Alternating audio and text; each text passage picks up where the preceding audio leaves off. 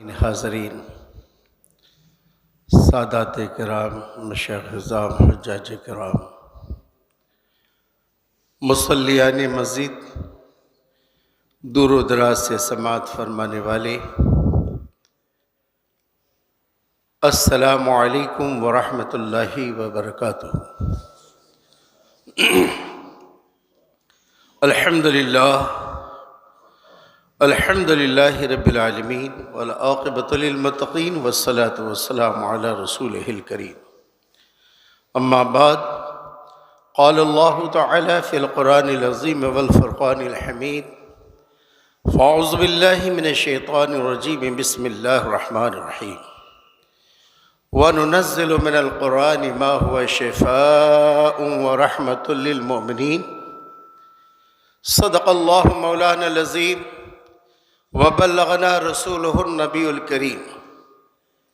ان اللہ وملائکتہ یصلون علی النبی یا ایہا الذین آمنوا صلوا علیہ وسلموا تسلیما۔ اللہم صل علی سیدنا و مولانا محمد وعلی آل سیدنا و مولانا محمد وبارک وسلم صلاۃ و سلام علیک یا رسول اللہ صلی اللہ تعالی علیہ وآلہ وسلم۔ وہ ہر عالم کی رحمت ہیں، وہ ہر عالم کی رحمت ہیں، کسی عالم میں رہ جاتے۔ وہ ہر عالم کی رحمت ہیں، کسی عالم میں رہ جاتے، یہ ان کی مہربانی ہے کہ یہ عالم پسند آیا۔ حضرات، قرآن کریم مومنوں کے لیے شفا ہے، اور ہر مرض کی دوا ہے۔ اس موضوع پر آپ پچھلے کئی جمعے سے سماعت فرما رہے ہیں۔ آج بھی کچھ چیزیں آپ کے سامنے پیش کرنے کی سعادت حاصل کروں گا۔ اللہ تعالی ہم سب کو اس پہ عمل کی توفیق عطا فرمائے اور اس کا فیض عطا فرمائے۔ سب سے پہلے آج جو ہم بیان کریں گے، ہر فرض نماز کے بعد ہم کیا پڑھیں اور اس کے فائدے کیا ہیں۔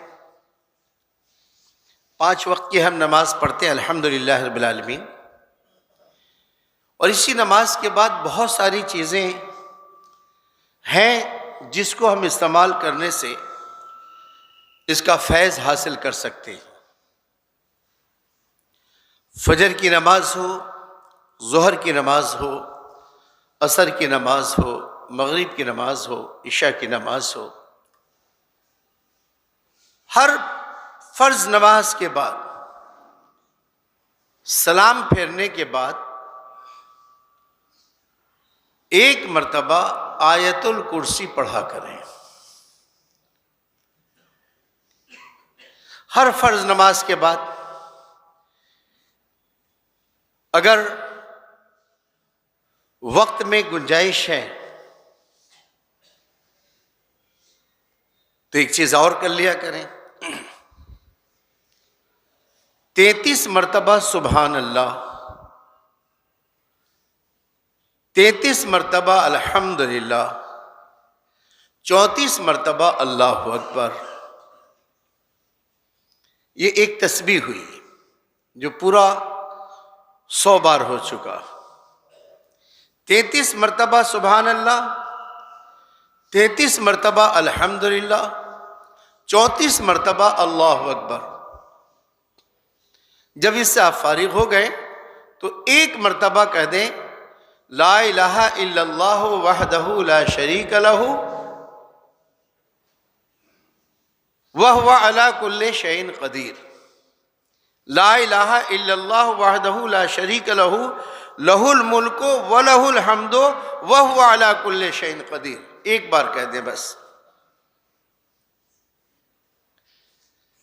33 مرتبہ سبحان اللہ، 33 مرتبہ الحمدللہ، 34 مرتبہ اللہ اکبر، اور ایک مرتبہ پڑھنا ہے لا الہ الا اللہ وحدہ لا شریک لہ لہ الملک ولہ الحمد وہو علی کل شیء قدیر۔ میرے آقا دونوں عالم کے طبیب، ساری کائنات کے حبیب، محبوب پروردگار، شفیع المذنبین، خاتم النبیین، محمد مصطفیٰ صلی اللہ تعالی علیہ وسلم ارشاد فرماتے ہیں کہ آیت الکرسی ہر فرض نماز کے بعد پڑھنے والا مرتے ہی سیدھے جنت میں چلا جائے گا۔ یعنی ہمارے اور یہ صاحب جو بیٹھے ہوئے ہیں ان کے بیچ میں ایک ٹیبل ہمارا پردہ ہے، بس یہ دنیا اس کے لیے ایک پردہ ہے۔ آیت الکرسی پڑھنے والے جو ہر فرض نماز کے بعد آیت الکرسی پڑھیں، ہماری ماں بہنیں بھی اپنے گھروں میں پڑھ سکتی ہیں، وہ بھی اس کا استعمال کریں، تو ایک پردہ ہے دنیا۔ جو ہر فرض نماز کے بعد آیت الکرسی ایک مرتبہ پڑھ لیا کرے، جس وقت اس کی موت ہوگی اس کے بعد سیدھے اسے جنت میں ڈال دیا جائے گا۔ یہ ہمارے آقا سرور کائنات فخر موجودات محمد مصطفیٰ صلی اللہ تعالی علیہ وسلم ارشاد فرماتے ہیں۔ اس کے بعد اگر آپ کے پاس وقت ہے تو تھوڑا اور دل لگائیے۔ مسجد دل لگانے کی جگہ ہے، جتنا وقت مسجد کے اندر بیٹھیں گے گویا آپ جنت کے اندر بیٹھے ہوئے ہیں۔ اور دل لگائیے، 33 مرتبہ سبحان اللہ پڑھ لیں، 33 مرتبہ الحمدللہ پڑھ لیں، 34 مرتبہ اللہ اکبر پڑھ لیں، اور ایک مرتبہ لا الہ الا اللہ وحدہ لا شریک لہ لہ الملک ولہ الحمد وہو علی کل شیء قدیر پڑھ لیں۔ میرے آقا صلی اللہ علیہ وسلم ارشاد فرماتے ہیں کہ یہ ہر فرض نماز کے بعد جو پڑھا کریں گے ان کے لیے اللہ کی طرف سے ایک گفٹ ہے کہ سمندر کے جھاگ کے برابر، سمندر کے جھاگ کے برابر بھی اگر اس کے گناہ ہوں گے تو اللہ اس تسبیح کی برکت سے قیامت میں بخش دے گا۔ سمندر کے جھاگ، آپ کپڑا دھوتے ہیں جھاگ نکلتا ہے، فین نکلتا ہے، پورے دنیا کے سمندر کے جھاگ کو کون گن سکتا ہے؟ کون شمار کر سکتا ہے؟ کس کی طاقت ہے سوائے اللہ کے کہ اسے وہ جان سکے؟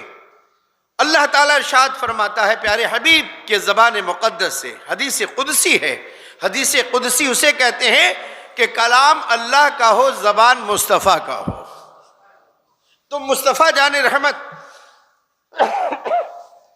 صلی اللہ تعالی علیہ وسلم ارشاد فرماتے ہیں کہ اللہ تعالیٰ سمندر کے جھاگ کے برابر بھی اس کے گناہ ہوں گے، کل قیامت کے دن اللہ اس کی بخشش فرمائے گا۔ یہ دو عمل ہم نے آپ کے سامنے رکھے ہیں۔ درود پاک پڑھ لیں۔ ایک چیز اور آپ کے سامنے پیش کروں، وہ درود پاک پڑھیں جو فرض نماز کے بعد پڑھتے ہیں، صلی اللہ علیہ یا رسول اللہ وسلم علیک یا حبیب اللہ۔ آواز جیسی چاہیے ویسے نکل نہیں رہی ہے، بے ایمانی کر رہے ہیں آپ ہمارے ساتھ، پوری آواز نکالیں۔ صلی اللہ علیک یا رسول اللہ وسلم علیک یا صلی اللہ تعالی وسلم۔ فرض نماز کے بعد کے میں نے عمل آپ کے سامنے رکھے ہیں۔ اب ایک عمل آپ کے سامنے وہ رکھ رہا ہوں کہ دو گروپ کو کیسے ملایا جائے۔ جس کے دل پہ شیطان قبضہ کر چکا ہے، امپوسیبل ہے اس کو دھونا۔ اس کے ساتھ کتنوں اچھا سلوک کیجیے گا، وہ ایک بچھو کی طرح ہے، موقع پاتے ہی ڈنگ مارے گا۔ ایک سانپ کی طرح ہے، جبھی بھی موقع ملے گا وہ آپ کو ڈس لے گا۔ تو ایسے لوگوں کو آپ کو شمار نہیں کرنا ہے، یہ اپنی فطرت سے مجبور ہے۔ اس کو کتنوں اچھا رکھیں گے، وہ اپنی فطرت سے مجبور ہیں، لیکن پھر بھی ہم کوشش کرتے ہیں کہ دو کے بیچ محبت رہے، دو گروپ کے دلوں میں محبت پیدا ہو، تو اس کے لیے بھی ہمیں قرآن نے ایک راستہ عطا فرمایا ہے۔ کہتے ہیں سبحان اللہ، اور زور سے بولیں سبحان اللہ۔ قرآن نے ہمیں یہ راستہ عطا فرمایا ہے۔ پارہ نمبر 10واں پارہ، سورہ انفال، رکو نمبر 4، آیت نمبر 62، 63، 64، 62، 63، 64 آیت نمبر، پارہ